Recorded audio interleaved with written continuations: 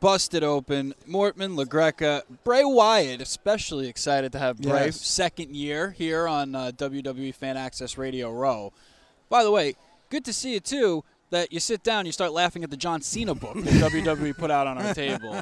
As if the world didn't already know. You get a wristband with the book. Now, your first thought when you see the John Cena book sitting on our table here? I want to know where I am in it. I'm sure you are. I ought to be. But you get involved not just with John Cena, but lately you get involved with just about everything in the WWE. Yeah, well, that's kind of what we always set out to do anyway, you know. All the big dogs, we run with them as much as we can. And, you know, that's where all the money is. That's where the pride and power comes from, all the big dogs. No doubt. Let's start talking about one of your fallen compadres, Luke's knee. You know, you hear things here and there that it's an ACL. Whatever it is, it seems like it's a pretty serious knee injury. Obviously, a tremendously talented guy, somebody you're obviously close with. Yeah. Talk about Luke.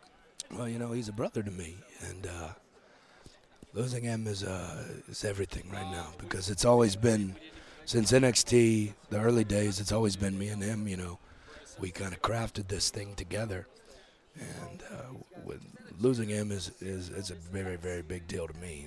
It's almost like a piece of us is missing, but that's the thing, you know.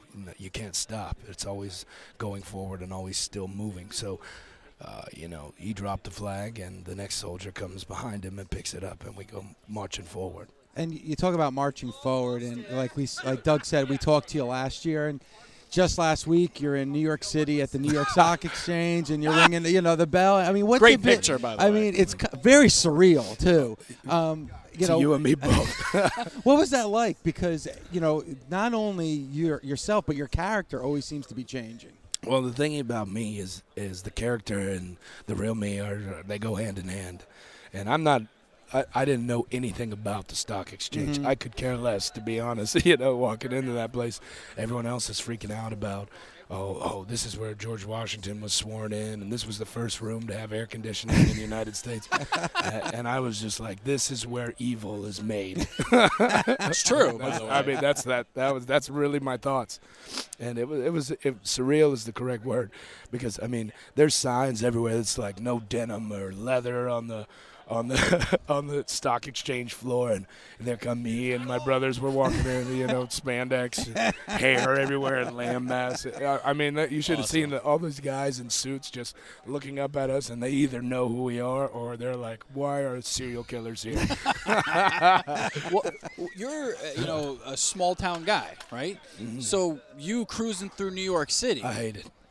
I got to get your take on that. What was that experience like? I hate it. I like simple, and I mean, just all the hustle and bustle of everything around me, all the people driving like crazy and trying to kill each other on the highways. Like, I can't do any of that. I don't understand how people live in this box and they pay this crazy amount of money to live there, which is even more absurd to me. Like, that is no life. Yeah. That is no life. It's horrible. I have to walk through that every day. Yes. Yeah, I'm sorry.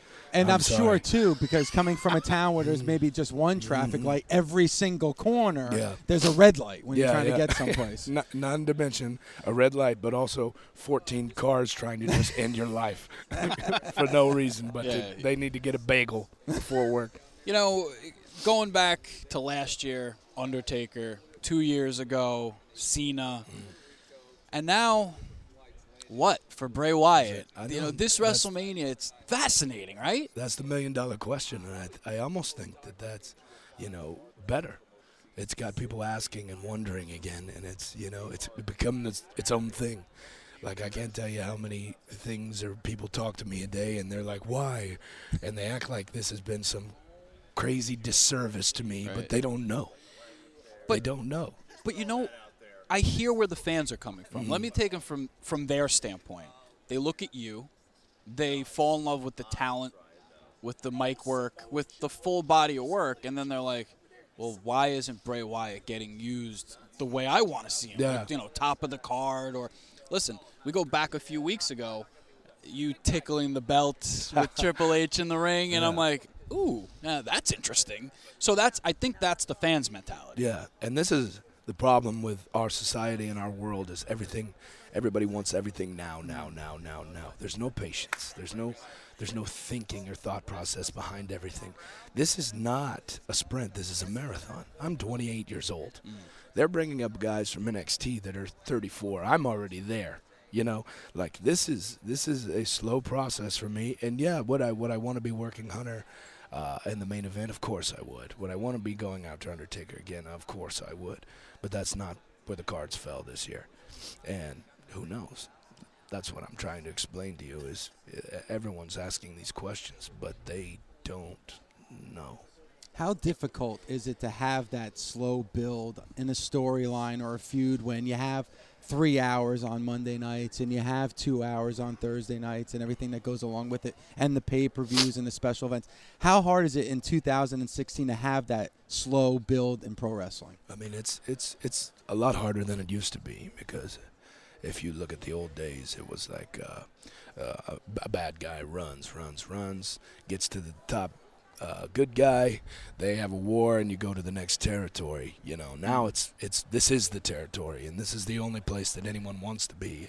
I mean, this is the top of the top. This is the NFL.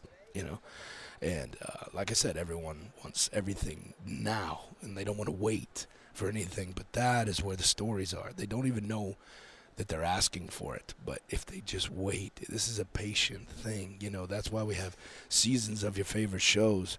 You go, man, that was a boring season, but this one was really exciting. That's because this whole season built to the climax of this season being bang, bang, bang, bang, bang, shotgun. You know, so it's for me, it's kind of cool to be out of the limelight a little bit, and it's even cooler for people to care enough about me to be asking, you know, where is he and why not? You know, that's exactly what we would want. And I'm guessing there's an element to WWE and their thought process. Obviously, just because you have the family legacy doesn't mean, okay, we're going to go bring Bray, and you got to have immense talent, work ethic, drive, etc. But having the legacy, understanding, you know, from grandpa to dad and what they went through, that gives you a whole different dimension, and I'm sure it's easier to work with you. It's easier to say, okay, you know, you're going to put Roman Reigns over in this situation. And, you know, you have the wrestling, the old school wrestling mentality, which for me, if I'm working with you in the back, I got to feel a hell of a lot better than working with somebody that's like, let's make this happen. Come on, man, let's do it. Yeah, there's a level of understanding that comes with, you know, seeing it. And I didn't just see the good times. I saw all the horribleness in between and the drop-off when it ends. So my mind has always been prepped to be here. But that being said, there's no favors being done for me. When I was thrown away years ago, I was thrown away, and no one ever thought I'd come back. I remember Hunter telling me something, and Hunter told me, you know, when you walked in the door, no one is going to look at you and go, this guy needs to be a world champion. He's like, you have to find yourself and invent yourself, and you have to grab them by the throat and make them watch, and make them understand you. And that's where I came from, and that's exactly what I have always tried to do. And I think I've done a pretty good job at that, you know, not to mention adding 5 giants behind me has kind of helped with that. No doubt. But it's funny, too, you know, the fact that you bring up a reincarnation. I don't think people, even in the back of their heads, remember the prior run, you know? It's like, oh, my God, it's Bray Wyatt, which is testament to you. Yeah, and I explained the old guy as, you know, a shell of a man that never really existed at all, because that's exactly what it was. It was the man trying to make me into something that they thought would be humorous for them, but it meant nothing to me. It never did, and it never will. Are there faces and heels in wrestling right now? Because you come down the entrance ramp and everybody's got the cell phones up, and you're playing the heel, but everybody loves you. Roman Reigns, like we saw in Brooklyn, he plays the face. He comes down the entrance ramp, everyone's booing. It's such a fine line between what the fans want to see and what they love and what they hate. Okay, I think pop, like TV and movies have changed everything about that. Stone Cold Steve Austin, for instance, there still is, to me, the cliche good guy and bad guy. And I really believe that. But there's also guys like me and Roman that kind of blur the lines. Like, and everyone doesn't love me. That's not the truth. When I come out, it's 50-50. They may small children may hold up their flashlights, but that doesn't mean they want to be anywhere near me. True. You know, and I mean, have you guys seen Deadpool? Sure. All right, so Great Deadpool. movie. Deadpool has this wonderful thing, and I think this explains this wonderfully. He tosses a guy up, and he sticks him with 2 swords, and he goes, "Hey, hold on. I know it looks like I'm a hero here, but I want you to know something. I am a bad guy," and he slices the guy in half. You know, and that's a great testament to, I think, what I am is like I fight for what I believe in, but I'm not a good person. I never claimed to be, and I'm not. You know, and it's funny because, you know, maybe it is the vocal minority, because I know from my daughter, she's scared of you. Right. She would never go and ask me to buy the mask or anything like that. It's at the end of the day, it's all about buying in. Yeah. And that's exactly right. You know, I have my set demographic and the people that understand me and the people that always will, and we're always looking to add to that. I'm not asking anyone to love me or hate me. Mm-hmm. I'm just asking you to enjoy the product and enjoy what I enjoy, you know? Well, the best part is, you know, a lot of times your weapon of choice is the microphone, and you can get people to change on a dime with what you say. And it's a special talent, because people could go out there and have 5-star matches, if you will. Yeah. But to be able to really make that connection, it has to be done verbally. I agree, and communication is the key to anything. I think I couldn't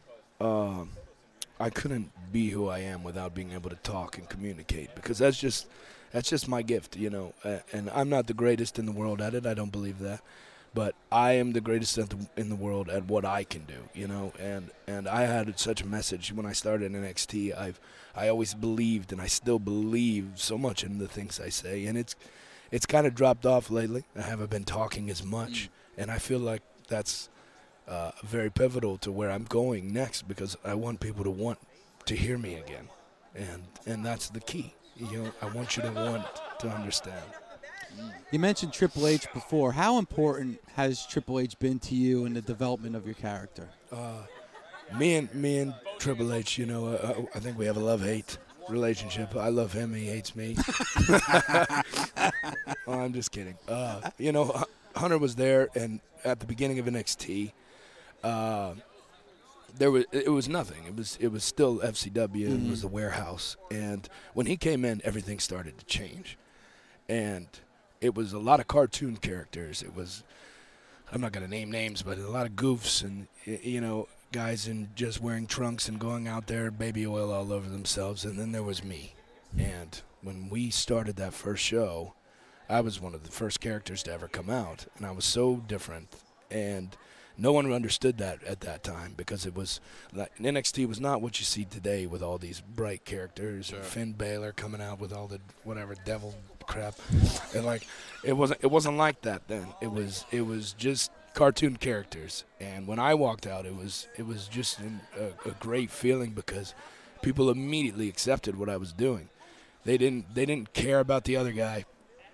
They didn't want to know about, you know, how it happened. They were just happy it did, and they were very receptive. And Hunter was instrumental in that, for believing in me when not too many other people did. You know, down there, your Dusty Rhodes, you know, God rest his soul, and Dr. Tom Pritchard and a couple other those guys, they believed in me, and so did Hunter. And he's carried me a long way, and I owe him everything, you know.